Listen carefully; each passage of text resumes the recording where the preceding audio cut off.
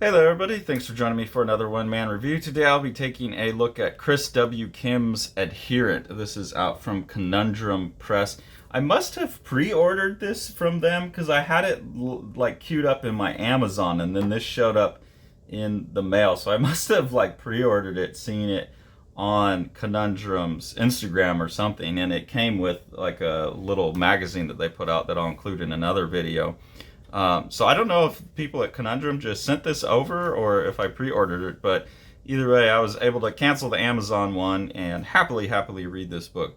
Really good book. I'm especially happy that I got this book when I did, because I read it the same day that I read, and I'm recording this right after I recorded the Daughters of Snow and Cinder review from Fantagraphics, because they're thematically really related. And I think it's a good study of two people with the same kind of desires, but one person being more mature about expressing the desires and where this all came from, versus the Daughters of Snow and Cinder, I feel like was a little immature and just kind of finger pointy. So this book, I think, handles the idea of the desire to return to a simpler lifestyle really well. And it also shows the construction of society from those simpler points. And that's always my kind of problem with these fantasy stories about returning to just living off the land in small communities, is we could do that for a generation or two, maybe. We could all infinitely choose to do that. But I think it's pretty obvious that within a generation or two, people would start, struggling with the rigors of that lifestyle, and would start chasing technological expediency again, and then we just get back right into the situation we're in now. And this book deals with that, I think, in a very clear and clever way. So I highly recommend this book. And if you're gonna buy the Daughters of Snow and Cinder, buy this as well, as kind of a counterpoint to it or something. You can see the two different approaches. But anyways, we're introduced right out the gate to this small community which is living that lifestyle. You have these people kind of in shanties, they're living off the land, and they're trying to basically reclaim society. Something happened to society and they're been forced to live this more moderate lifestyle. But you see these characters are still exploring the collapsed world and are preserving books. And they've gone out and they've been looking at books, and they have one person in their community, Kim, or no, not Kim, sorry, M is the reader in the community. And so they'll bring these books to M, and M will read them, and is trying to, as far as I can tell, reconstruct some sense of what had happened in the past. And the book that M is reading at the beginning of Adherent is not a book, and she's trying to describe it. It's like, this is a weird book, and it's like, well, what is it? What's it about? It's hard to say. Lots of notes about normal tasks and items, but looked at very carefully. What's the point? I don't know. It's peculiar. I'll see where it goes. And so M gets really sucked into what's basically somebody's journal. This is a type of writing that she obviously hasn't experienced before, and really just gets sucked into the journal, and then becomes an adherent to this other person who's written before, and gets very sucked into that, and then starts following them, basically goes on a journey. Here they're talking about, at some point she gave it all up. Feels like she couldn't stop. Does it say why? Not exactly, but here. And then this is a quote from the journal. And even if the things I write apply so well to my surroundings, I have no confidence that they will hold true in all circumstances. Only by seeing the world at large can I be assured of what I've written.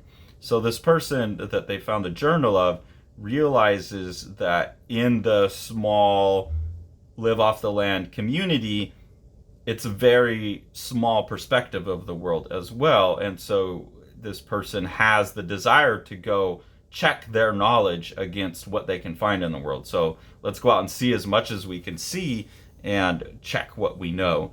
And that's, one of the points that's being made in this book, I think, is that humans are curious, and we're always going to want to know, and we're always going to want to know more. And that's one potential path we can take. And there's always going to be people who, just by dint of their personality, are going to take their path.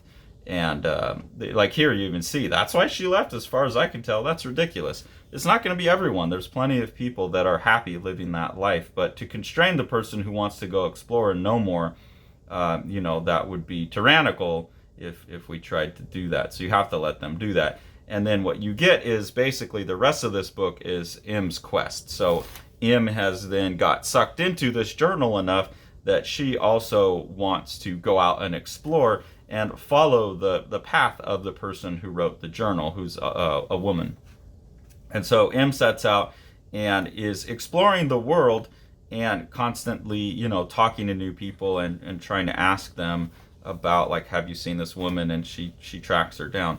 As she goes, she encounters more and more advanced little groups. So you get something where the structures are more like houses, and then as you go on, you start to get things that are more formulated as cities. You see this, she's finding more journals or has them in tow and is reading through them progressively that was unclear to me whether she was finding more journals or whether she was just reading them sequentially as she's walking.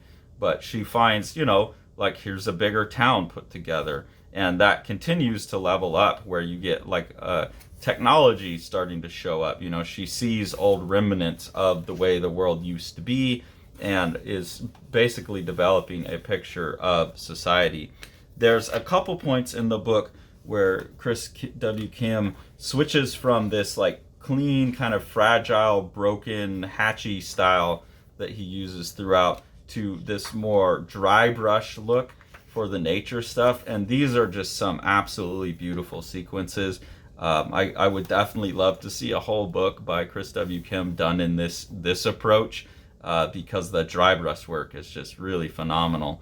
But it balances well against this kind of like broken Miyazaki-ish line. But here you can see as M crests the hill here, you see a huge city, you see like civilization, and this is all beat up and abandoned as well. So that's how the book goes, just kind of constantly leveling up bigger and bigger civilizations, and then finally meets the person who wrote the book. And what this ends on, I feel a little bad, spoiler alert, but I do want to talk about the ending because I think it's really nice, is you have these two characters that have met, and I won't go into all the conversation they had and whatnot, but basically the end of the book is that there are always two paths forward, and it's just up to us to choose which one we want for us personally. But anyone who's making a recommendation that a whole society should chase this route, I think, is always going to be doing a disservice to one temperament or the other. So you have two paths for progress. One is to just keep progressing on the kind of scientific society, that whole project, the project of society and science and progress, and like trying to learn something new and always learn more about the world. And then you have like the return to nature. And I think here you have the character who wrote the journal is coming to a boat basically, and now has basically like explored their whole continent. And so the suggestion is that she will be leaving to explore new continents. And there's nothing in here that really suggests any kind of colonialism or any kind of critique of this person. It's just a different path, that this is like linear progression. And then this character here, M, keeps the book but chooses basically to return to nature, or is at least sitting there contemplating everything that she's seen. But this is now like this kind of nature focused ending versus, I think this is really indicative here, this person getting on the boat, gonna go progress to the next thing, and the person who's now become still like a tree stump. And the tree stump to me is indicative of expansional growth, right? You expand around. So these are thematically really, really in line with a lot of stuff I've been pondering lately. I think this is touching on a lot of things that are in the zeitgeist, like the tradcore, the desire to return to those small communities. All the stuff that was in Daughters of Snow and Cinder is in this book as well, but without any of the finger pointing and without any of the sense that one side is right and the other side is wrong. It's a contemplative book that's asking the questions and asking people to think about these things, but is not providing answers. And I think that's a much more mature strategy. Combined with the art in this book, I just think, this is a far superior book talking about similar topics. And I really, really highly recommend this book, Adherent, from Conundrum Press. It's a gorgeous book throughout.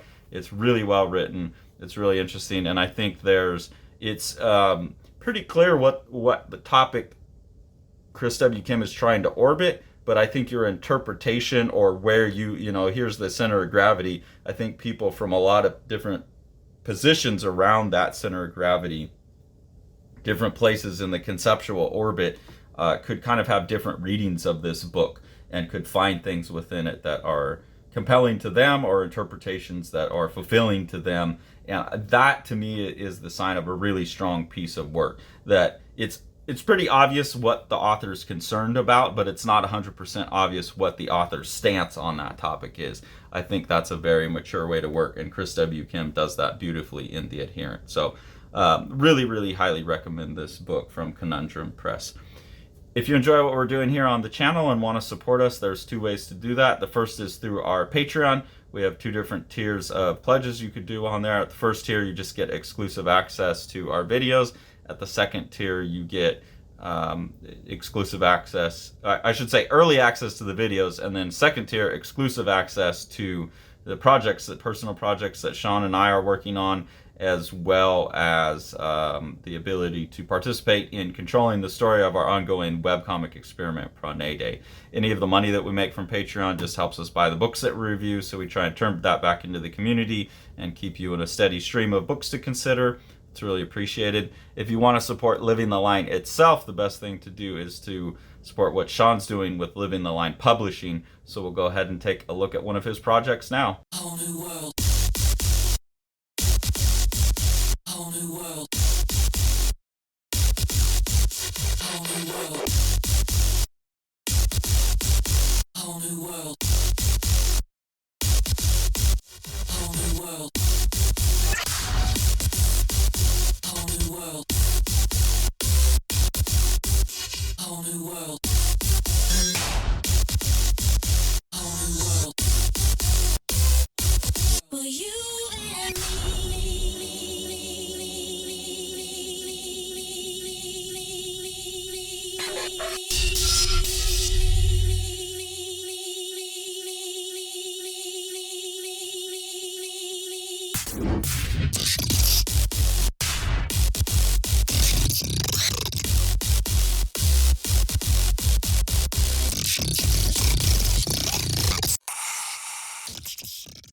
Thanks for following along. Take it away, Jack. You want to see all these books? Smash that subscribe button and the like button and the bell, and then you get them.